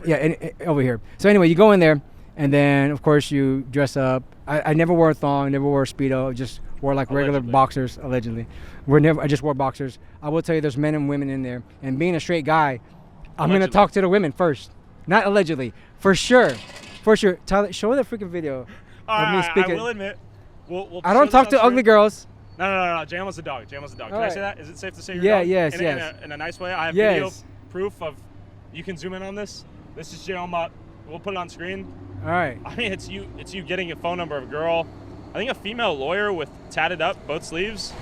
I don't know. I see you spitting game. She has Chick-fil-A can or cup, and then she literally gives you your phone number, and I pan down and wave. All right. So yeah, I confirm he at least likes girls. Not allegedly. I'm kidding. I like women. So you go in there, and being a straight guy, the first thing you do is talk to the pretty girl, right? And I did that for like a good week and a half. And I ignored the guys, even though the guys were looking, and they wanted to pay me. They give me money just by passing by, and they'll give it to me, but I never really spoke to them or anything. Ransom? Yeah, of course. That's why they give me money. Bless you. Bless you. So we go there, and I'm spending all the time with them, and I do things with them. I'm not gonna say on camera, but we have fun with the females over there, and of course they pay me. They give me money, but they don't pay as much. Are there legal limits as to what fun you can have with a woman in a strip club? Just legally, dancing. Allegedly. Illegally, just dancing. I'm just gonna say on camera, it was just all dancing. There's nothing else illegal out there. Okay. Off camera, will you tell me the full scoop? I will. Okay, I got you. right. But there's guys who was watching, and so I remember one of the dancers. I think you saw him. He was telling me like, go back out there. There's more money out there. And I said, what? The girls are gone. And he said, no, there's men out there. I didn't really want to do it because I was a little bit homophobic at that time. I didn't want a dude touch me. But then I realized I got hungry. I actually didn't have enough money for Chipotle the next day, and I couldn't pay my phone bill. That's true. I'm not kidding. So you were literally hungry. I was literally hungry, and I had no money to pay my phone bill. Right. And I said, I'm spending all this time on these girls to have fun, but it's not paying my bills, and I'm farther away from my dream. So I had to really lock in, and that's when I decided, because I'm always gonna love women, but you have to decide that you have to put women aside because that's a distractor. Anything can be a distractor. Drugs, friends, family, wasting time. Those are distractors. You have to put that aside to reach your goal. So my goal was to get the hell out of poverty, right? And to make my dreams come true. So that's when I decided, I said, okay, I'm not gonna spend as much time with women, But I'm gonna talk to the guys, and they're actually paying more. Guys have more disposable income than women do. They just do. They don't have to pay for hair products. They don't have to pay for, like to be sexy, to look good. They just put on gel, and that's it. So, and they're willing to pay. So the guys, is your experience that gay men are less stingy than straight women? Less than what? Gay men are less stingy than straight women. What do you mean less stingy? Less stingy in the clubs. They'll tip you heavier than. Oh yeah. They'll pay a lot more, and it's because there's not that many people who's willing to go through that, and I understand that. Go through what? To let another dude like talk to you and then like flirt with you and then sort of touch your chest. A little bit. Yeah. Dress up. Right. And so not a lot of people are willing to do that. So it increases the demand for it, and it's because the supply is so low. So and it also increases. And they like the idea of playing with a straight guy too, because they know you're straight. They know I'm straight. And they like talking to him. And to be honest with you, a lot of gay men don't really like talking to other gay dudes. They like talking to straight guys. They want to turn you a little bit, right? Huh? They want to turn you straight. I guess that's their challenge, but it's never gonna happen. But they can always try it. Uniquely. Yeah, for me, it's never gonna happen. Okay. But because I already know what I am, I've seen it there, and I'm not gonna do that. I love women. I love everything about a woman. So anyway, regarding the men, they'll pay more, and so that's when I started realizing it's all about the money, so you can get to your dreams faster, and that's what I did, and I continued it. So for clarification, for anyone watching. You are not gay. No. But you have no problems with the gay community. No. You are not homophobic. No. I'm actually happy about them. I'm actually thankful for them. Like, they're actually the ones who helped me a lot. And, I don't knock them. I really don't. Because I imagine your life if, I don't know what you're into, Tyler. I don't know what you guys are into. Whatever you're into. What if that was illegal? What if that was frowned upon? What if that was something to be shameful about? Or people made you feel shameful about? What kind of life would that be? Furries? The furries? You familiar with furries? I heard Kanye was into furries or something. I don't know about Kanye, but for instance, bestiality is illegal. If you're a furry, there's definitely a little something suspect going down there, in my humble opinion. Right. But I think bestiality is illegal, so that's literally illegal. Just as gay marriage once was. Yeah, gay marriage was once. And also, I think gay sex was. I think punishable by death in many countries, including Jamaica. Yeah, but here in Texas, I think it was overturned. There was a. We can look in the Texas Penal Code. Sure. There's a statute that's in there, but it got overruled by a case called Lawrence v. Texas. Okay. And it was a gay guy having sex with another gay guy, and they were arrested for engaging in gay sex. And it was overturned because that was discriminatory. And I can only imagine, this is only going through hanging out with people who are gay, that they're humans. They have their own likes and dislikes. They like what they like, and they can't really control it. So I can never force anybody to force themselves to like something else. Sure. Like I like big booties. I like female bodies. I love all that. So can you imagine if that was illegal or that was wrong? I would hate my life. It was illegal to like ass? Yes. Like beautiful ass. Like, do you think it should be a crime to love women like you do? No, it should never be a crime. I think it should never be a crime to just love what you love. And because that's something that's you're born with that. So what do you love? I know I think you're single allegedly. Do you have any preference ethnically or body type with a woman? Is there someone you're looking for out there that maybe is watching that want to hit you up in the DM? Is there something you're looking for, just frankly? No, I'm more about getting to know the person. So if you're a good person, then I'll hit you up. But you gotta look good. If you don't look good, then I'm sorry, it just doesn't touch me. I don't know. I don't really have much of a type too much. Just look good. Make yourself look good. Also, can we acknowledge we're in Houston, Texas right now? It's a good 90 degrees. And I'm wearing black of all days. I offered you. I'll still offer you. This is horrible. I just noticed something I brought with me. I wanted to ask you. This is a scary surprise, but it's not a scary surprise. It's something you can handle. It's brief. I want to ask you if you're familiar with this young man. Who the hell is that? It's Daniel Larson. Okay, what's up with his teeth? Like he's missing some teeth, and he looks like a little bit of a rabbit because it looks like there's fur behind him. Can y'all see this? So, like, look, there's fur behind him. Daniel Larson. Okay. I'm gonna read the charges he has. I want to ask if you can come to his rescue. Maybe defend I know his charge. He has a horrible haircut. He looks like fucking Ernie from Bert and Ernie from Sesame Street. I'm sorry, man. He does. So I want to inform you, he's extremely autistic. Oh. Oh shit! I'm going to hell. Fuck. I didn't mean it. Okay, so he's extremely autistic. Boulder man accused of threatening to use explosives at CU, White House FBI headquarters. Jesus. I can get in contact with him and his team. Will you represent him in court, and can you get his cases dismissed? Under one condition. He has to change that freaking haircut. I could not take anybody seriously with that haircut. Legally represent him for free. For the culture. For the culture? I promise it'll bode well for your marketing campaign. It depends. I have to talk to him. Everything depends on what I say. Negotiate a conversation between you two? I'm down for it. But but only if the charge is in Texas. I'm currently licensed only in the state of Texas. So just saying. But if he's charged somewhere else, it's pretty close. I can't. We flew you in for a day. I mean, I'll talk to him, but like. He needs your help. I know he needs my help. He really does. So, okay, I mean, we'll put Daniel Larson aside. You think he needs a haircut, and he's probably going to go to jail for life without a lawyer like change you. the shirt, please, man. Well, we'll talk about him later. All right. Fair enough, though. Fair enough. Does he get ass? I don't want this video taken down, but he's a crush on an American Idol contestant who is underage, so he would probably fit the profile of some of your clients out there. All right. But right now he's being charged for a lot of crimes related to threatening government officials, and he's facing up to 40 years in prison, I believe. Damn, that's a long time. Even 1 year in prison is a long time. So we gotta. There's a lot of time. If y'all have a charge, you better think about who y'all hire. Seriously. Yeah, so seriously. If you're Daniel Larson watching this, can he send you an email? Hit me up. We're open. What's up? 65 years of prison and $1.7 million in fines they're trying to book him with. Forget the fines, like 65 years. Jesus. He's a young man. He's probably my age, 20 Yeah, something. that's going to suck, man. I'm sorry to hear the charges, but, man, you got to hire a good attorney now. You got to knuckle up. When these charges come around, you can't play around. That's how it is. With that being said, we're in Houston, Texas. It's 90 degrees. We're both in a suit. I'm sweating my balls off right now. My T-shirt's transparent. It's that my sweaty. balls are saturated. Jesus. Likewise. Are you planning on expanding the Jayoma law empire to states beyond Texas? Yes. New York City, like New York. I've been going back and forth to New York to try to get like an office out there. I just got to work everything out. This stuff right here, like I have a whole bunch of people calling me from Texas. I have this right here. I'm planning to get another attorney to come join so we can grow this. But I want to make sure that the type of defense that I provide is going to be infectious, like to my whole staff. Like I really, really want it to be that way where everybody is 100% on point. And the ones they're fighting every day to do whatever we can. Even on the T-shirts that people are ordering, we're trying to get the orders out there as soon as possible. Speaking of T-shirts, you're talking about that T-shirt? Yeah, this T-shirt right here on jayomalaw.com/shop. Y'all go get it. A lot of people are buying it, and it's a really, really good shirt. High quality. I appreciate the gift. By the way. Yeah, no problem. So everything that we do, we want to make sure we give 110%, and that's how we pride ourselves. We want to make sure that the type of law firm we are is the type of law firm that we would want to hire. Right? And that's how it is for any type of service or business or some type of T-shirt industry, any type of industry. You want to make sure that you would buy it yourself.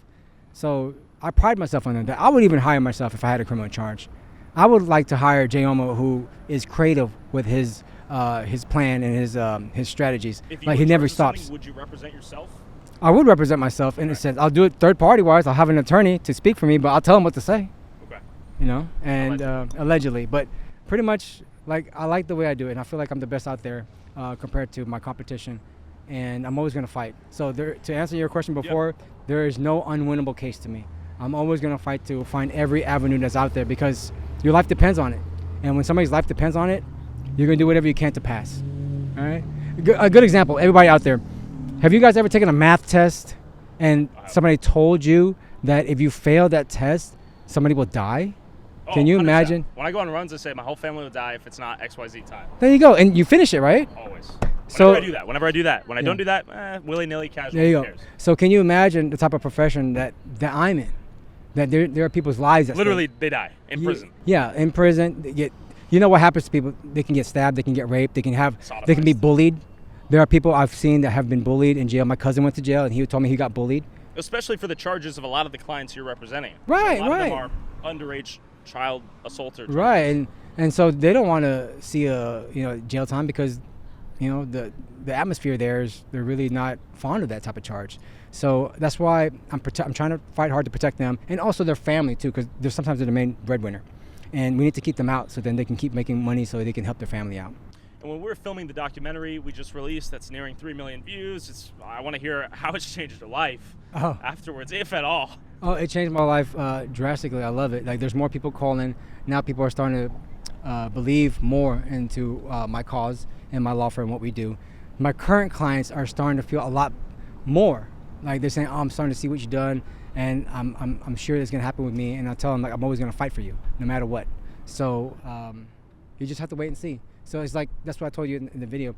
I take every case very, very seriously, and I always fight no matter how small it is, because it is a marker for the people to judge it on. If I get one guy's case dismissed, he'll let everybody know how good of an attorney I am, and it will grow from there. And then hopefully, eventually, the whole world can see the tenacity that I have behind these cases. Like, I don't stop. And it's not just criminal, it's literally anything I put my mind to. If I'm gonna be a stripper, I'm gonna do it to the best of my ability, right? That's why the guy said I was like one of the best dancers. Yeah. I didn't know how to dance. I didn't know how to do all that stuff. You said you were bad at first, and then once you learned the ropes, you learned how to swing your thing. Swing a ding. More than anyone could. Swing a ding, yeah. And then you just move on. So whatever is out there that's coming next, I'm gonna give 100%, whether it's acting, being in a video game, making t-shirts, making clothing, streaming. It's whatever. I'm gonna give 110%. Are we gonna see you on what? Twitch, Kick soon or what? Whatever's out there. Speaking of Kick streamers, yeah. Tell me who's interacted with you since our video dropped. I want to give myself a little bit of a pat on the back for thank you so much, Tyler. Even bringing you a little bit further into the mainstream than you already were, because you were already a viral sensation beast. Right. Who else has contacted you since? So there's a lot of people that has contacted me, and it's mostly some other, I guess, streamers. There's a guy. Who do we got? Throw some names out there. Vitaly. Okay, Vitaly, the pedo hunter. Ironically. Yeah. Ironically. Yeah. Despite the fact that you represent a lot of alleged child predators. Right. So he's getting contact. I don't run my social media. I have a guy who runs it, but I was notified by him that yes, he's reaching out. Did a guy respond to me when I DM'd you? Did your social media guy, or was this No, pre-hire? I think it was pre-hire. Okay, I'm honored by that. Yeah, Makes you me feel spoke a to little me. less corporate. Okay, you spoke to me directly, but now my other guy handles it, and then he's telling me that there's other streamers, smaller streamers that are out there. So we have Vitaly. You mentioned Neon off camera. Neon. Indian kid with glasses who gets bullied. Yeah, he's been trying to reach out to us. I'm always open to Aiden. I haven't spoken to Aiden in a while, but I'm always down to go to Miami, or he's down to come over here. I'm always gonna make time for him, just like I make time for you. I really appreciate that. Yeah, no problem. And also, I don't know, some news networks like want to do something with me, and we haven't gotten to the details, but Vice has been talking to me. So Vice News, shout out to you guys. Hopefully we can make something happen, and anybody else. So we're just trying to make sure the whole world knows what I can do, and my tenacity behind these cases. And if Rockstar were to create an Asian look-alike criminal defense lawyer, would you allow them to do it free of charge? Yes, Rockstar. I love that. The picture that you had, it looks so good to me. I was already dreaming it to fruition. So they haven't reached out to me yet, but I think that there's enough people to tell them what's up. I'll be down for it. Anytime. You guys can reach out to me. Okay, Rockstar, if you're listening, put him in the game. He's beloved. Yeah, I'm down for it. So, Jayoma, we discussed the gay allegations a little bit. We discussed a little bit of the media you've gotten since the video dropped. Have your rates increased dramatically since we've last talked? No, they haven't increased dramatically. Okay. They slightly increased just to compensate for the timing, because, sometimes people don't have the money. I don't want to waste your time. Sure. So if you don't have the money for me to represent you, then I may not be the attorney for you, but I always try to provide the best defense for all my clients. If I want to lower, I would love to do it for free or lower my rates for like $1, but there's no way for me to take on every case. So I have to take on the cases that are able to pay for, my business to stay afloat. Sure. And to keep going, because what do you call it? Inflation is happening everywhere. So real. It's reflective. But what's never going to change is my tenacity for fighting your case. I'm always going to give you 100%. So just call us. And I want to acknowledge that I would argue you're a one-of-one killer shark in the court who goes straight for the jugular like a pit bull unleashed. Yeah, you have to be like that. Can you scale your business if you're a one-of-one character, in my opinion? Can you find another Jayoma to join the team? It's hard. It's really, really hard. Like there's a lot of people hitting me up to try to join Jayoma Law Firm. But I have to. A lot of young lawyers, even some older lawyers who've already been out there. But it's really hard because I have to see that you're going to take on these cases seriously. Take on these cases as if your mom is on the other end, as if your wife is on the other end, as if your ass is on the other end.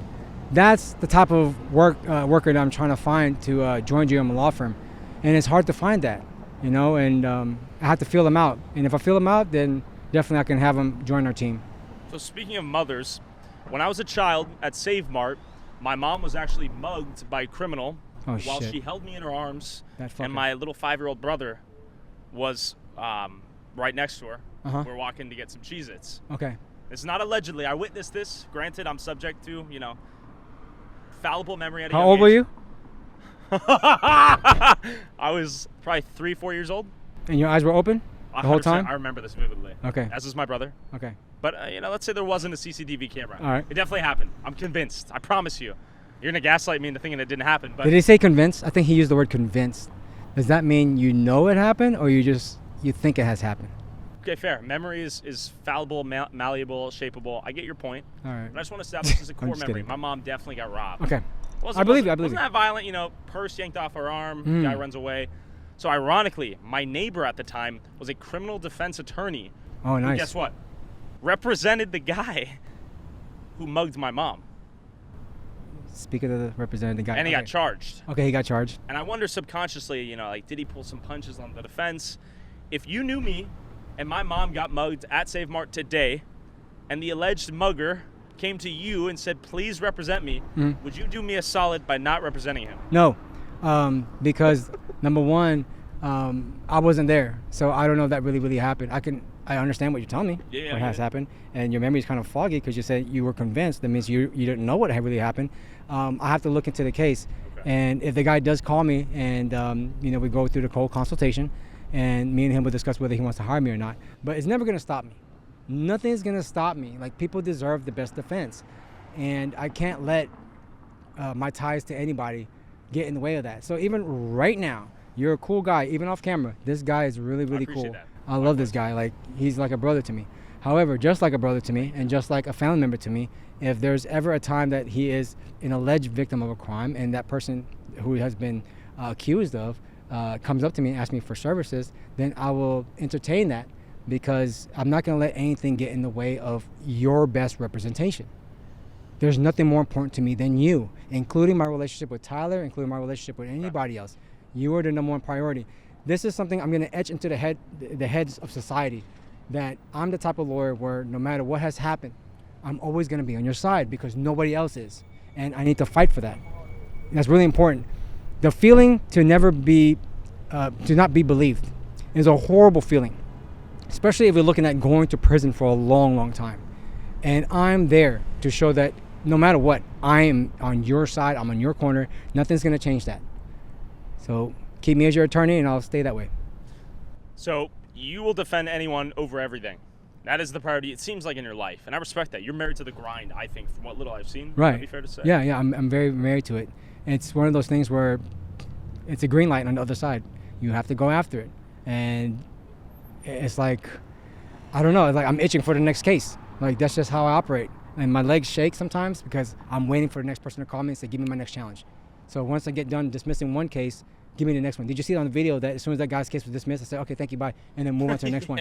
I'm like that. I don't think the viewers understand, but we were literally going from door to door to door to door to door nonstop for hours. Right. You're on your feet, you're standing up for hours on end. Right, because it's like an orgasm. I don't know how to describe it. It's like when you get a dismissal, you're like, oh, and then you move on to the next one. Next girl, let's go. Jayoma, do you bust a nut when you get a case dismissal? In my mind and in my spirit, I do. And that's what keeps me going.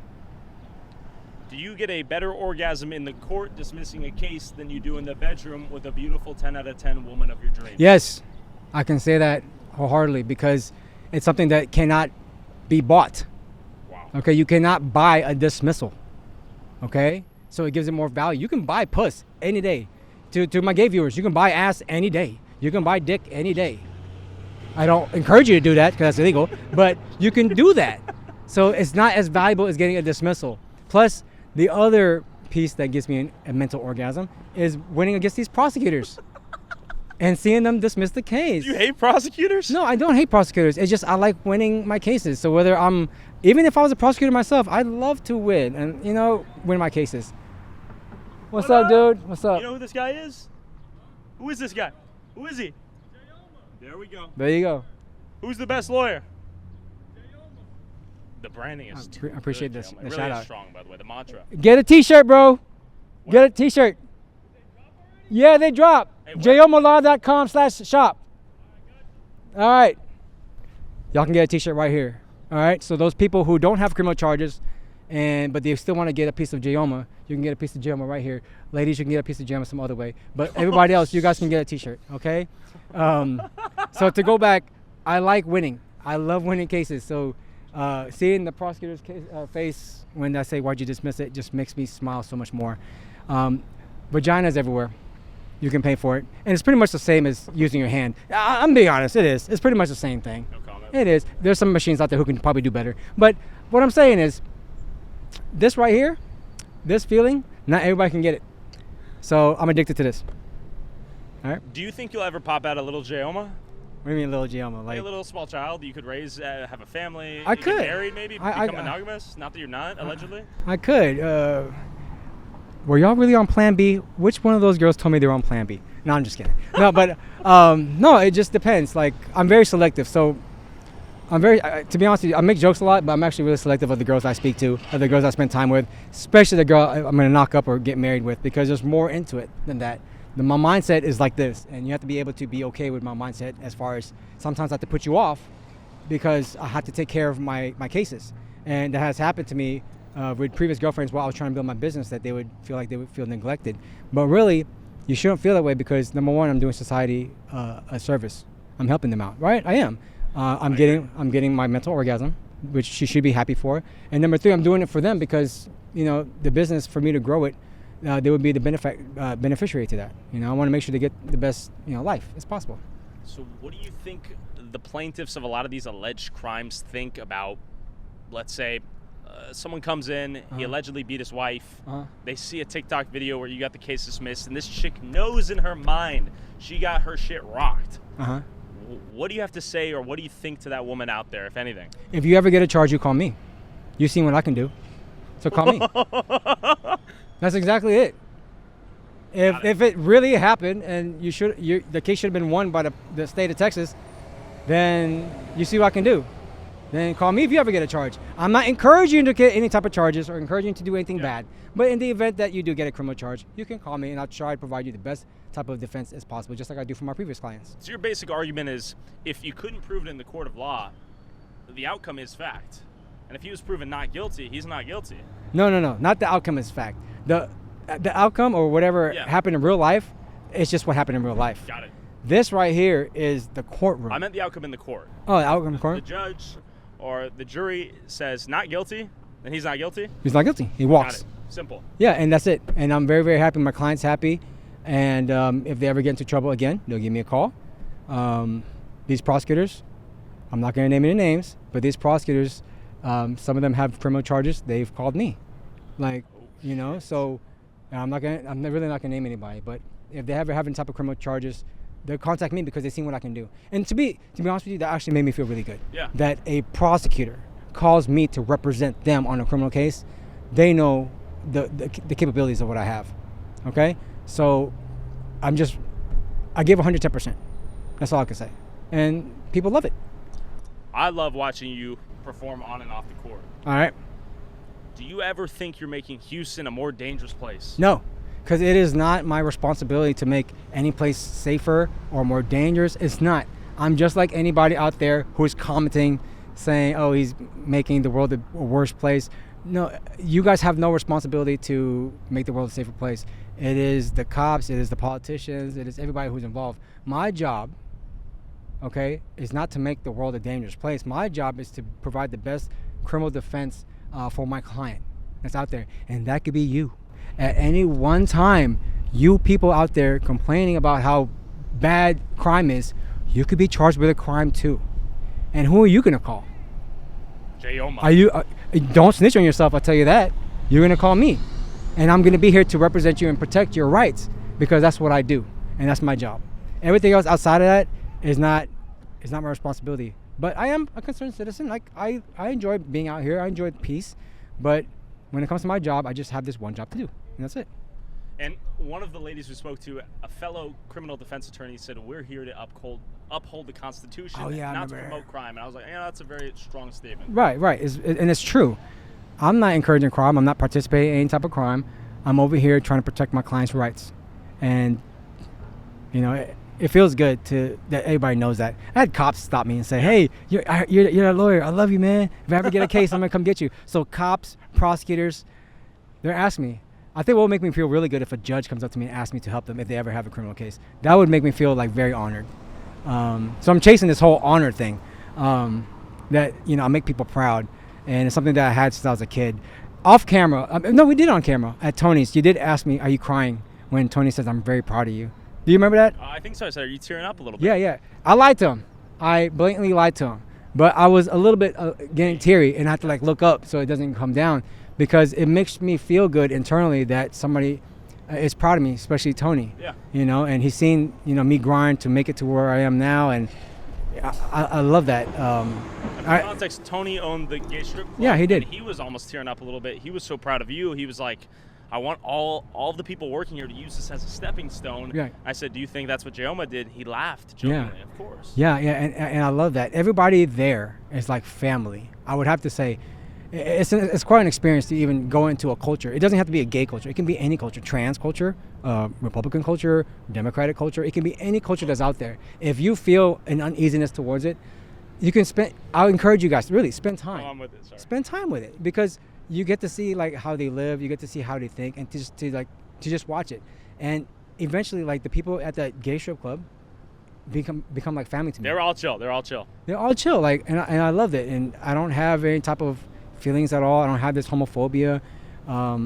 Everybody's A-okay. And all it takes is for you to go out there and just get to know somebody. That's it. From our video, was there anything in my video with you that would get you disbarred from the court of law as a lawyer?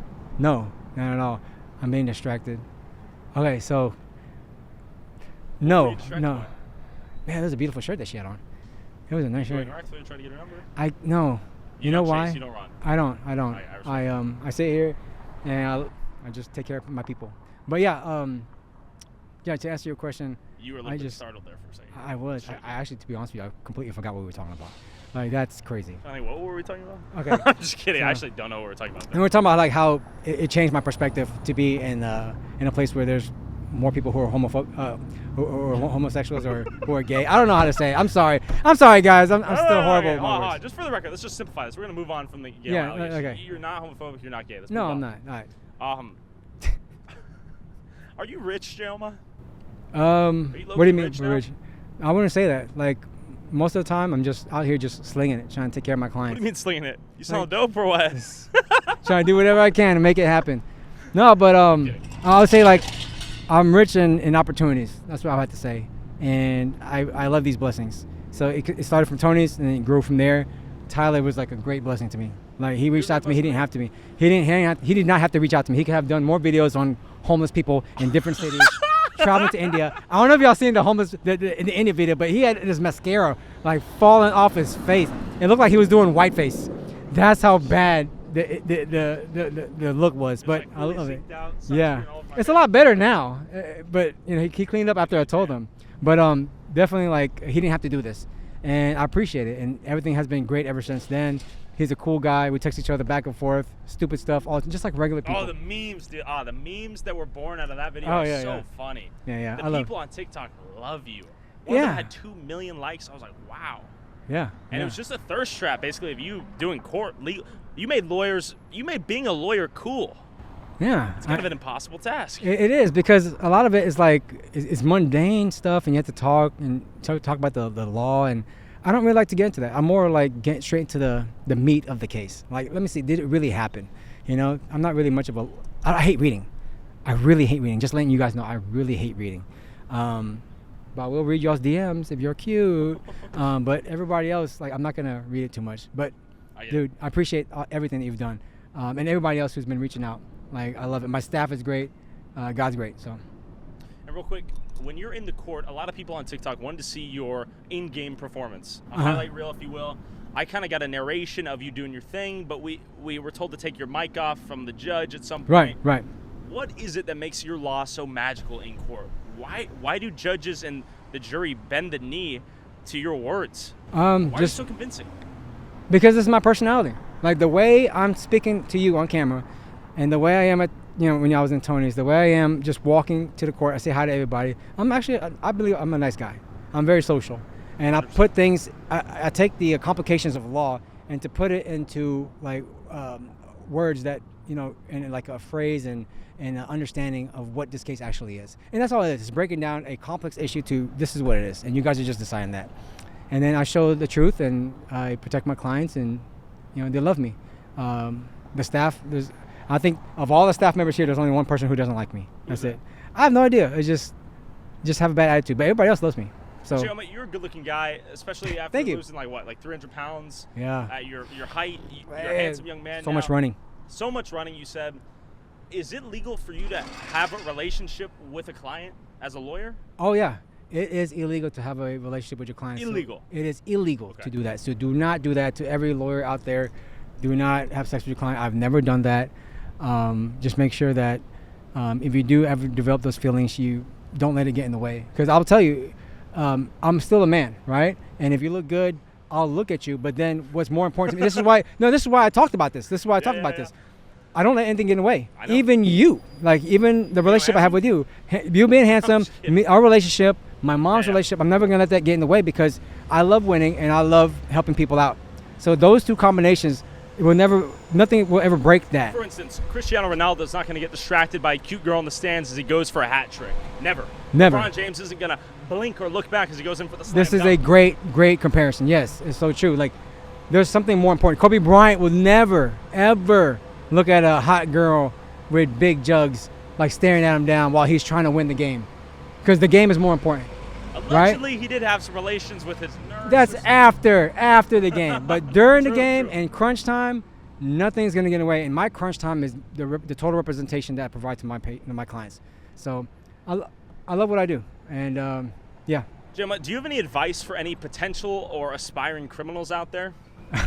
Well, I believe nobody is ever a criminal. Okay? I believe people are charged with crimes. And if you ever get charged with a crime, you call me. Aspiring, I have no idea. Everybody has the right to do whatever they want to do in their life. I don't encourage them to do anything bad, right? To live, you can be gay, you can be straight, you can do whatever you want. But in the event that by being gay or being straight or living your life, you ever get a criminal case, you always give me a call. Because the first thing you should do is make sure that your legal rights are protected. And that's what I do. That's what I provide. So let's say I just murdered someone. I get thrown into the back of a police car. I'm thinking about admitting what I did. So I think what I did. That's so stupid. What would you say? I'd say shut the fuck up and don't say shit. Do not snitch on yourself. Please. Please. You have every right to remain silent. I think that's in every movie that's out there. You have a right to remain silent. So exercise that right. And then the second thing you should do, and I want to make this a right, is to call my office. To call us to make sure that we defend those rights. Because you really don't know what you're doing. The way I can make it make sense. Would you ever do knee surgery on yourself? Hell no. Okay, it's because you don't know much about it, right? And I just don't want to operate on myself. Right. I'm in a heightened emotional state. I don't want to touch myself. Right. Touch himself. You hear that? Pause. So really, it's the same thing if you ever get caught with a charge. You're literally about to operate on yourself because what you're saying is going to hurt. Is going to hurt you, potentially hurt you. You don't have the ability to act as your own lawyer in that situation. Yeah. So you're not going to help yourself by trying to do your own knee surgery. You're not. No matter how many YouTube videos you've watched, no matter how many books you've read, no. You have to make sure that it's a good professional like me who's always going to be on your side to protect you. So call me as soon as you get a charge, so I can go ahead and give you some really good legal advice and protect you. And what are some things you've seen in alleged criminals do to wrongly convict themselves in the court of law or to create a situation where they damn themselves? Oh, speaking. Just speaking. Just don't speak. Don't speak. There's a song. I love that song by No Doubt. But don't speak. And then not calling me. That's one thing. Going with another attorney. That's another thing. Because I have to clean up what has happened because you didn't choose to hire me. Know when the price is too good to be true by other attorneys. Don't do it. Because you're going to find out why it's a lower price. And also, I don't know, just make sure you call us. That's the most important thing. Just call us. And we'll take care of you. And genuine question, real talk. You don't have to legalese me with this one. All I'm right. just curious. Do you think the police's inability to collect sufficient evidence allows you to get a lot of these cases dismissed? I can't really speak on what the police do. Okay. Like, the police are going to do whatever they're going to do. My job is to, whatever they have, Got it. I'm going to try to protect you in every corner that's out there. So whether it's the police messing up or not messing up, I'm there. It's all relative. And, right? but you can't bank on people messing up just for you to get a dismissal. you have to bank on choosing a really good attorney, and that's what I believe I can provide to the public. And do you think your mindset sets you apart from most other attorneys? Are Yeah. they meek? Are they unwilling to compromise certain values or morals Yeah. that they believe to maintain? Yeah. I don't let anything get in the way. Some people just don't take certain cases. I don't, because you need this help. You do, and sometimes you may feel ashamed about it. Like there's people, I don't know if I can say it. There's people who's charged with sexual assault of a child, and they can feel very, very hurt by it. They can feel they're just stressed out by the whole situation. Sure. And so no one believes them too, I imagine. Yeah, no one believes them. And so what I would tell you is I believe you. I believe anybody who's charged with a crime that comes to my office, I'm going to be on your side. You can call us. We're going to take care of you. But when it comes to feeling the way you're feeling, don't worry about it. I'm going to be there to protect you. Damn, what's that? They liked you. I guess so, man. You see, that's like 5 guys. Not one girl has said, hey!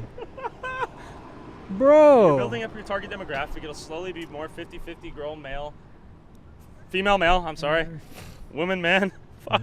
In between, also in between. There's in between. Have you ever had a transgender client? Yeah, I have multiple. Interesting. Yeah, and it doesn't matter. Nothing changes. The defense is still there, whether you're transgender, straight, lesbian, gay, black, white, Hispanic, doesn't matter. Nicaraguan, doesn't matter. Filipino, the process is the same. You need help, and I'm here to provide that type of defense.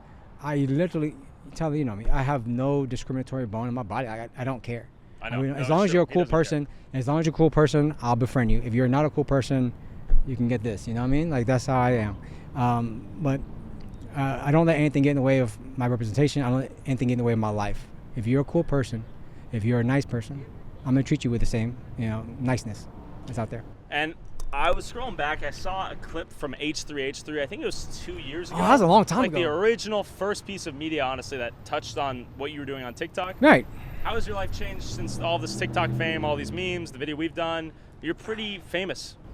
Well, I am selling t-shirts now, so that's pretty cool. At one time, there was one time in my life nobody knew who I was.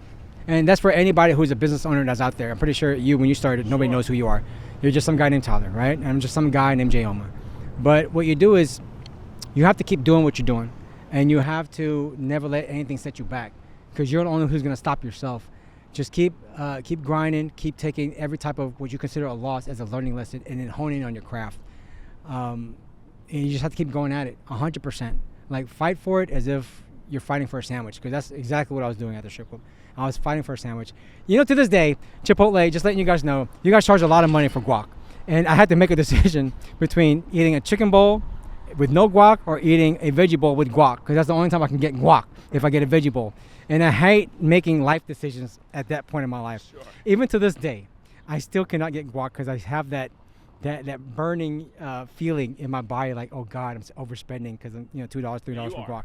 Yeah. And Chipotle's getting wrecked right now for being stingy with their portion sizes. Oh man, they changed it. I used to get like free tortillas and everything. Now you can't do that anymore. Everything has changed. So, yeah, keep going. No matter what your dream is, keep going. For any young kid out there who wants to be a lawyer because of you, what's some advice you might have to any aspiring lawyers? Okay, so the advice is, you already know, don't stop. Don't quit. Keep doing what you're doing. I didn't know this getting to law school, but law school has a curve. You guys can look it up. What do you mean? A curve meaning like the bottom 10% always have to get cut. That's completely different than regular schooling. Schooling, everybody can pass. Everybody can get at least a 65 or 75 points and they can pass. Law school is different. There was a test that we all took in law school, and I remember everybody had like a 92 to 99 grade, but they had to cut the bottom 90, the bottom 10% of that 92, 93, because that's how it works. And you have to be aware of that going to law school, because law school is like an incubator. It's like the Hunger Games. They get all the survivors of undergrad, all the overachievers who made like 4.2, 4.1 GPAs, the super smart people. You throw them into a box and you say 90% of you guys are going to survive to the next year and next year and next year. That's hard because everybody's fucking smart. Everybody's doing the best they can. And then it gets smaller and smaller, and then you take the bar exam, which is another box, and then you have to fight each other to get the best grades possible. And the survivors get licensed to be practiced as an attorney. And then the other box is the box that I'm in right now, which is to fight to be the best attorney out there. There are other attorneys who pass the bar, pass law school, but I have to make sure that I'm better than them in every aspect. That's why I take every case personally. I never let go, and I'm always going to keep fighting because I want to make sure that I'm on top. Jayoma, we're about to get heat stroke out here. I'm going to close it off. If anyone out there is thinking about committing a crime or just murdered their family, where can they find you and get legal representation? Anybody who's charged with a crime can always call us at the Jayoma Law Firm number. I can't remember off the top of my head, but go to jayomalaw.com. You can reach out to us through email that way. There's a phone number on there. And also there's jayomalaw.com/shop. You can get these t-shirts, okay? And they're selling out pretty fast. And they're selling out big time. And I have a lot of fans out there who are from other states, even other countries, Kazakhstan, Istanbul, anywhere, Egypt, all the UK. I love you guys. You guys are, helping me, motivating me. So I like it. So get yourself a t-shirt, and we're gonna do whatever we can to improve the t-shirts too, because we're gonna get more in line, and you guys can be part of the Jayoma train and see where this goes. Okay? So. Have you ever done a train before? I have never done a train before. Wait. A train is. Let's not talk about that. All right. But no. Gentlemen, give me a hug, man. All right. Thanks for being a part of this. Thank you for having me. More cases today? No more cases today. But I do have a lot to catch up on. I do have a lot of out of town work. Where are you going out of town? Dallas County, Collin County. You meeting up with Summit, El Paso. No, that'd be great, right? Oh shoot. That'd be great. Oh, also last call to action here. If yes. there's any cute girls watching, I imagine you're allegedly single. Should they hit you up? Hit us up, Instagram or whatever. We'll make it happen. And just to make it fair, I know there's a lot of gay guys who are hitting me up on Instagram as well. My social media man, yeah, they were, and I appreciate you guys. I do, I really do. It's just I'm not gay, but I appreciate the fans. You guys can get t-shirts too, please. This is another way to get Jayoma on your shirt, on your body. This right here, all right? Should we give it away to someone right now? Anybody. I mean, anybody who deserves it. He's been watching all the time. Come on. Come on, give him a. Are you down for that, or is it scarce quantity? I'm down. All right, real time giveaway. Just ask him. Ask him.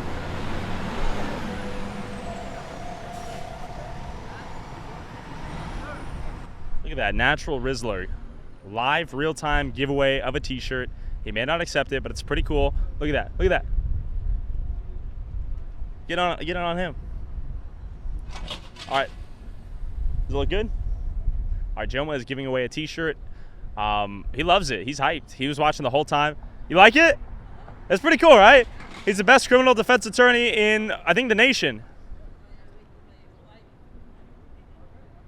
Ask him if she allegedly committed a crime. Ah, there we go. All right, good. See you, men. Jury duty. That's a first. Look at you philanthropist. Hey,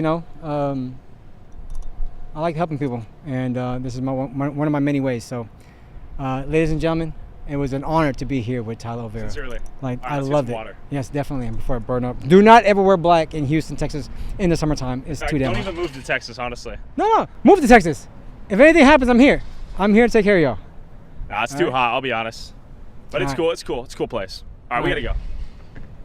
Thanks, Jayoma. Thank you. Also, I'm going to give $500 to whoever has the most viewed clip of this podcast. Just tag Tyler Oliveira Pod on wherever you post it. And I'm going to give $100 to the second and third most viewed clip. Thanks for watching.